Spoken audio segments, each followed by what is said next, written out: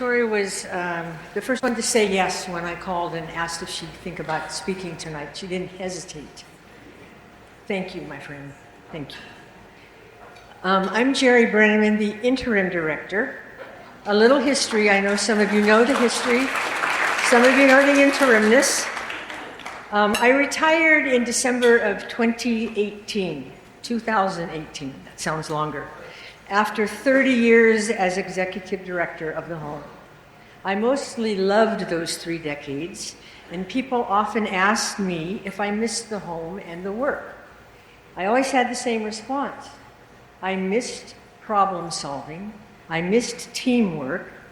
I missed being in the trenches with workmates who love Jesus.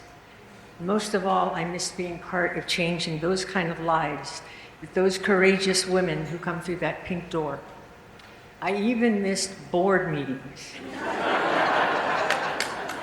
Well, I got my chance to stop missing those meetings when the board called in August of last year and asked if I would step back into the ministry for a while as the interim. We needed to regain the momentum that had stalled during COVID. The a while has now been 13 months. There is still work to be done, and I am committed to seeing it through. Thank you.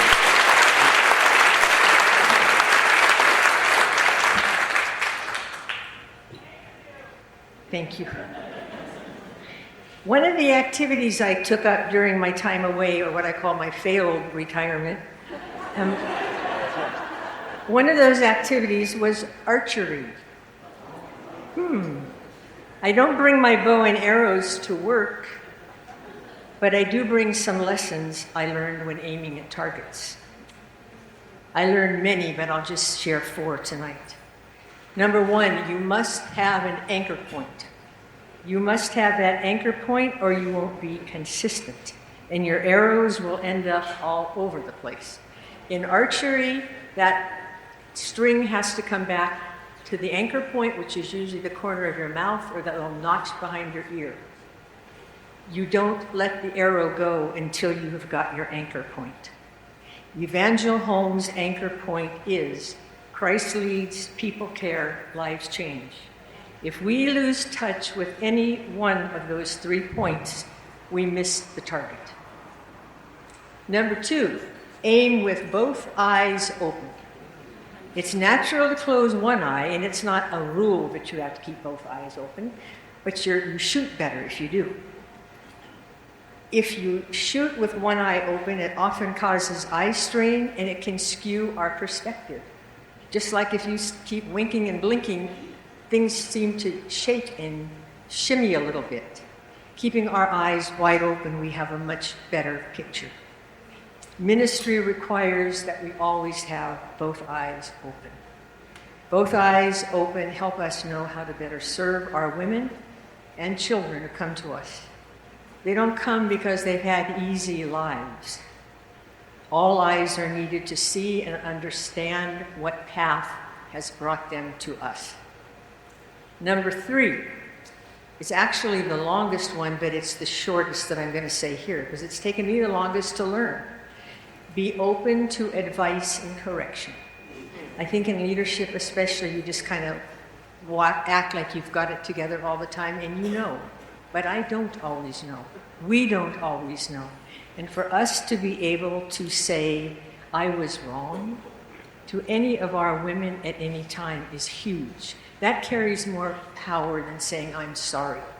Because when I say I am wrong, I'm really owning what happened. You take responsibility. You ask for correction. You don't blame the arrows or your bow if you miss the target. Let someone who knows more guide you. Number 4, watch out for each other. If there are other people also shooting at those targets, no one retrieves their arrows until everyone is done. Then someone gives a command to walk to the target and pull out the arrows. The word clear is the command I was taught. In ministry, especially in ministry, we need to watch out for one another. No one should be at risk at having an arrow fired into them because they walked out too soon or were unsure of the rules. Especially the women who come to us seeking help, but they are not sure of the change. What's that change going to look like? Even though their life maybe has been horrible, they know that life. And change, even from a bad life, is scary. Whether we are staff or guests and residents, whether we are friends or donors, whether we are board or volunteers, we have to watch out for each other. With those lessons in mind, I and the board have a few targets to hit before beginning a search for a new director. Number one, we're going to develop a strategic plan. This is not a surprise to the board. I'm not just announcing it. We've talked about it. Proverbs 16:9 says, "A man's heart plans his ways, but the Lord directs his steps." We could have the grandest strategic plan in the world, and if God doesn't direct our steps, it's not going to work. That's why we don't want a 10-year plan. How can you have a 10-year strategic plan and have room for God? So we're going to do a 3-year plan that sets out goals, how to get to them, but there's going to leave plenty of white space for God to redirect those steps. So strategic plan will be done. We've got 4 steps that we're going to take. We need to continue building a strong board. Any of you who are involved with nonprofits know the board is the key to the health of us. Our men and women who serve on the board are devoted to Jesus and the home. And as new members come in, it's crucial they are familiar with the home, solid in their faith, and that they are given nonprofit board training. No one should go to any board and just think, well, I'm on the board, so I'll show up. It's hard work. And again, Evangel Home Board, thank you, because I know you've done some heavy lifting. Number 3 is to make sure we have proper staffing.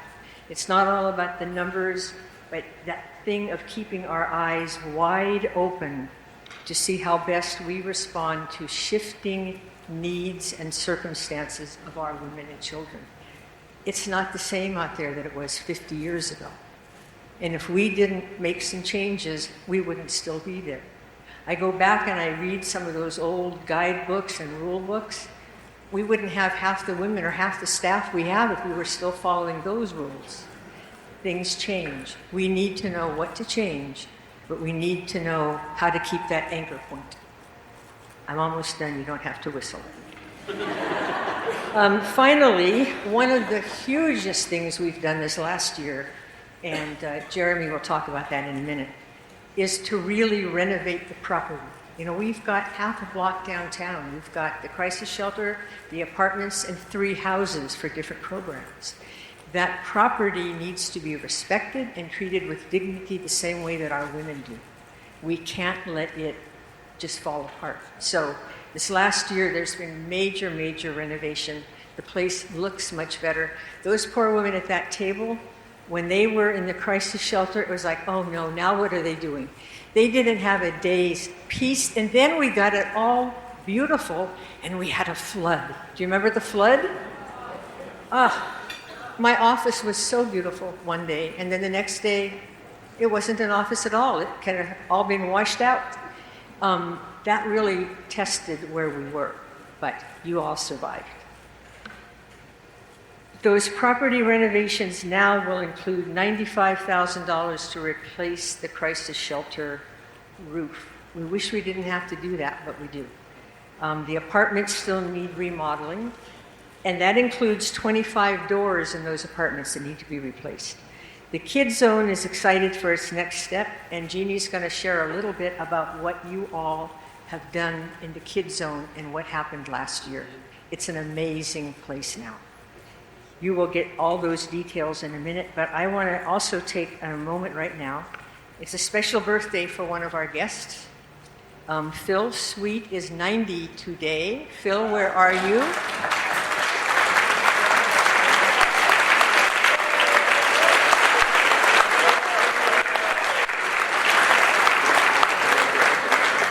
And his lovely wife, Andy, bought a new door in his honor.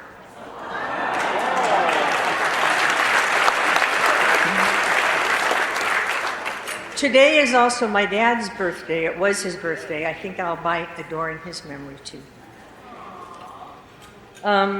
George, do we have some pictures of the crisis shelter somewhere in there?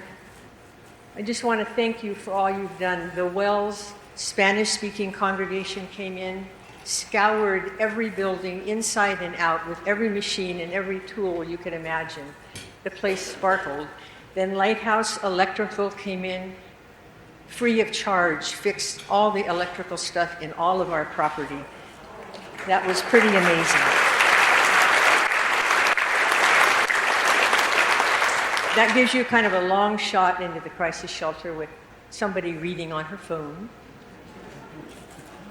The playroom in the crisis shelter was done after years of just having an empty room and a closed door.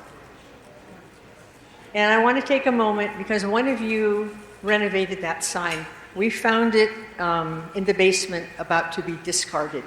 It's 4 feet by 6 feet. Look at that sign. It has every element in it. And it was only our 11th anniversary they were celebrating. They were so proud of it. They made that sign. We are so proud of it that we hung it in the dining room. It's got its own wall.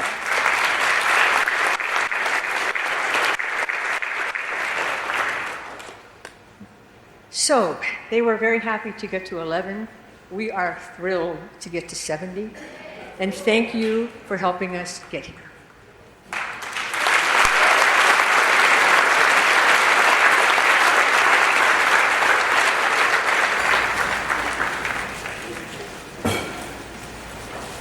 And if Jeannie is out there somewhere, is her hiding from me? Come on up. So, she doesn't even need the microphone. As we come to the end of the program, on the table in front of everyone, there's a white envelope. In that envelope, there are cards in there. So if we don't have your information, please fill that out so that you can get our newsletter, sign up for emails. You can use this for giving as well. There's pins in there. Leave that on the table.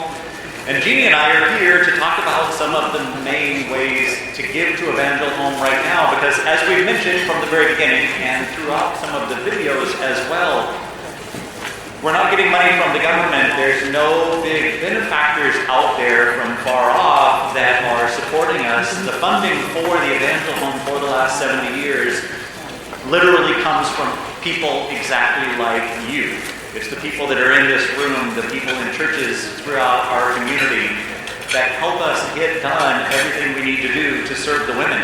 And from the videos you've seen, some of the houses that we have, they're beautiful old houses. But they are old houses, and with old houses come expensive repairs, unfortunately. As Jerry mentioned, one of the things we need to do, the crisis shelter needs a new roof. The apartments need roof repairs. All of that altogether, probably about $95,000 in that breadth. And I know that $95,000 is literally going to come from the people in this room and the community that we have. But that's why we're here to tell you, it's not a sexy thing to do a roof repair. But if the women don't have a roof over their heads, they cannot go to classes to learn the skills that they need. They cannot go to Bible study.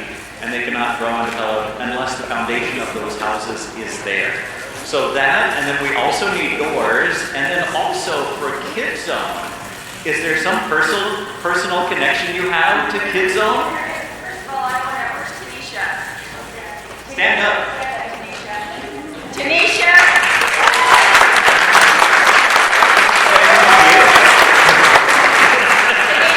Your official title is Child Care Director?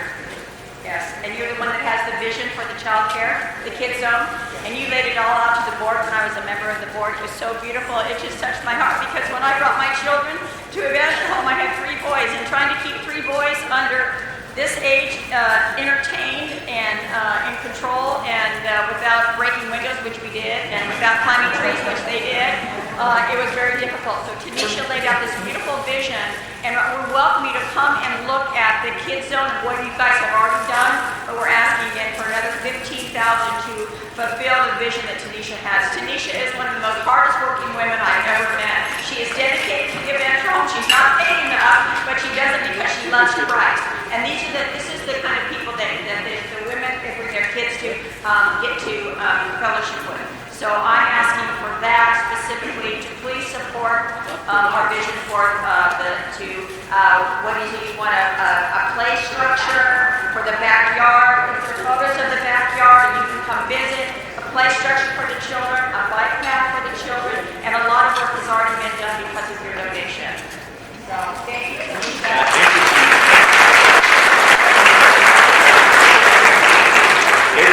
It's one of the items that's on this card. If you have not come to the Evangel Home and taken a tour, you need to do this and see exactly what is going on, says this crazy blue-haired woman in the front of the room who used to lead the BLT. So on the back of the card, you can express your interest in a BLT. It's a bite of lunch and a tour, but you can get a tour of the Evangel Home, the crisis shelter, the apartments, and Tanisha, as she beams with pride, as she shows you through Kids Zone, am I lying? Am I lying? No, she's very proud, and she would be tickled to death to have you come look through Kids Zone to see what we've done. And they showed some of the pictures. The inside of Kids Zone right now is amazing. What we need to do is work on the backyard, because right now the backyard is grass and some trees. So those are the main things right now that you can help us with. Yeah, that's the backyard. Not that fun. So play area, shade cloth for the kids so they can go out and play. The house is amazing. The backyard needs help. And you can help with that backyard. Ooh, and a bike path. Why did you ask someone to come up here who's hard of hearing? A bike path. So fill out this if you want to help with that, if you have a business and you can donate skills or services towards it or labor, let us know. This is what you can do to help. The roofing, the doors, and the Kids Zone backyard to continue the work that's been going on for the last 70 years and continue that. Christ leaves all the time. It's what we need to do for our women to keep going for another 70 years. I don't think Jerry will be the interim director for another 70 years. Well, I don't know. We'll see. So now, the next step. So before George, yeah, jump in. I just want to say again, thank you for all of you who have participated in any shape or form to Evangel Home. As you can see how much it means to these women. So there are probably about over 400 people in this room. I believe that Christ has provided enough of the funding, enough staff that is in this room. Everyone here knows at least 3 people that they can talk about Evangel Home to, that they can bring into this family of Evangel Home loyal supporters. I believe that when after all is said and done, you can find 3 people that you know and you would say, hey, I know about this place. The money will go to a good cause. There's opportunities for you to come visit the home, opportunities to meet the residents, and that you will be able to see the fruits of your money. So that's what I'm asking for everybody, not only to talk to other people that they know about supporting the Evangel Home, but you can get your phone out right now. You can Google Evangel Home. It will come up. The very first page says donate. Right there, you press that button, donate. And the reason I say that is because the way technology is going, there's no reason why not everyone in this room can set up, it's safe, it's called Safe. It's an encrypted site that you can enter your payment information, you can give recurring donations per month, because once you walk out here, you might forget about us. But if you've already got something set up and you give a monthly payment, whatever amount God has got your heart, please do that. 400 people, it's everybody in the room does that. What a blessing that is to the women. So please, every time you see the color pink, you're going to share it.